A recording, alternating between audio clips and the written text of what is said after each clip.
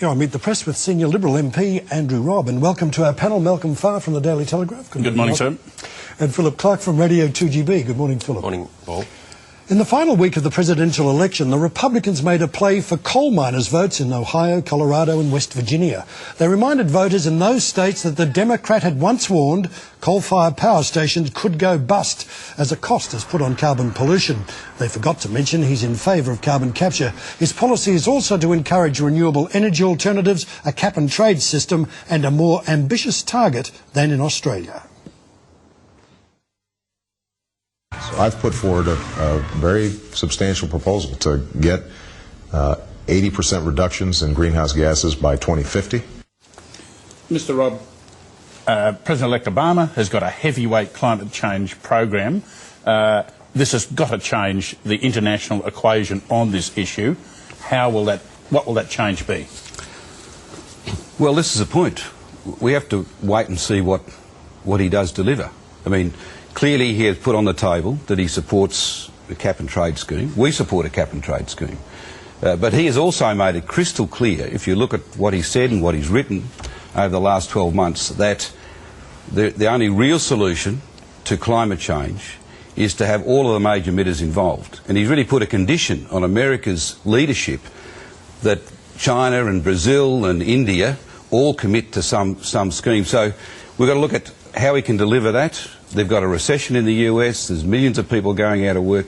We've got to look at when they will start a scheme and how they will start a scheme. It puts all the more onus on the Rudd government to wait and find out just what can the new president deliver, when can he deliver it, how will he deliver it, before we get too far ahead of the world. But we'll see that to a degree at the UN meeting in Poland in December, and again in Copenhagen in December 2009, won't we?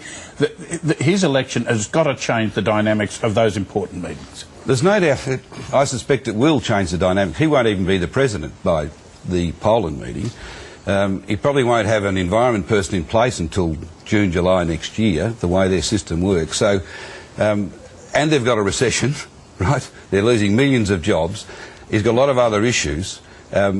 We don't know, how quickly and in what form any scheme will take place. The Congress just voted almost overwhelmingly, both sides of the House, against the scheme, so he's got a lot of internal politics to deal with.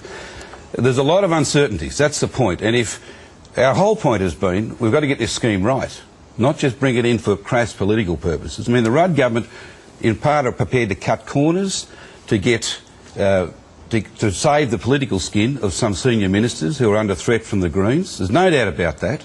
That's one of their motivations. They want a new source of income. If they introduce the emissions trading scheme, it's a new tax, an indirect tax, in 2 years' time.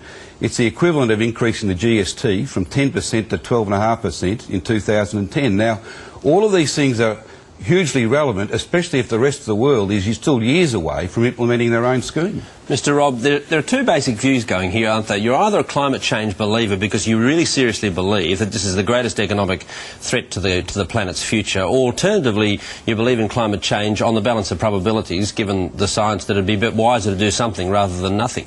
Just from a personal point of view, where do you sit in that debate? I'm not a climate change sceptic. I'm a Rudd sceptic. I do not think... But what's your personal view? I'll get to that. I do not think they are competent, and their motivation on this is appropriate. They've got to protect Australian jobs and fix up the climate. You best tackle climate change from a position of economic strength. That's what we've got to keep in mind always. And also, there is no Australian solution. There's a global solution. We've got to go hand in hand. But my view is that we've got to give... I agree with Rupert Murdoch. The science is very difficult for any of us to grapple with. We've got to rely on the people who know the science. I agree with Rupert Murdoch. We have to give the planet the benefit of the doubt. Therefore, we need to get on with and get a scheme in place, reduce CO2 emissions.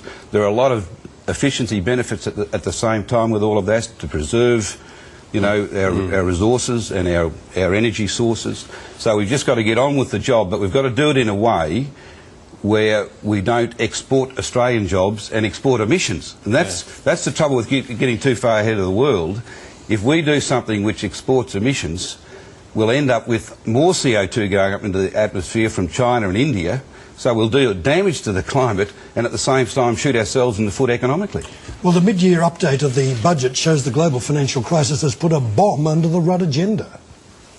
What we can do, whether it comes to infrastructure, whether it comes to reform of federal-state relations, or a whole host of other areas, there are tough decisions that must be taken. Well, there are, Mr. Robb, aren't there? And the key questions that have to be taken are, what sort of infrastructure decisions should the government be making? The state governments, particularly in New South Wales, are pushing for urban transport solutions. They're electorally popular, albeit needed. Should we be going down that route, or should we be going down the key drivers of economic growth like port developments, national highway developments and the like? Where would you be? It's a very good question. In fact, if you look at all the reforms that the Labor government has been championing for 2 years, it all involves spending money.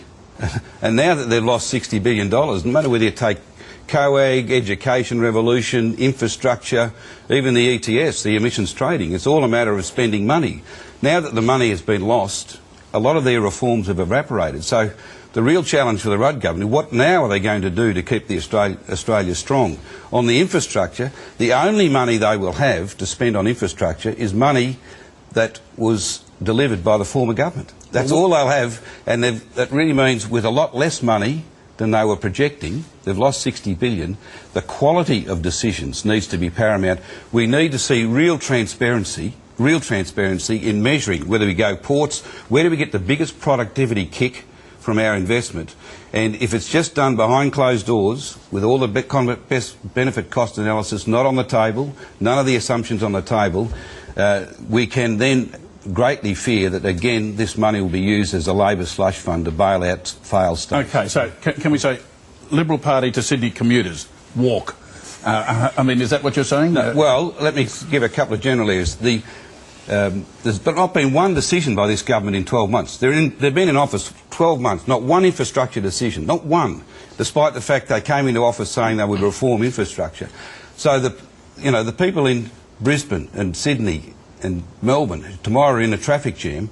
Congestion is a big economic problem. We've got to solve congestion in these cities. It's costing our economy a lot of money.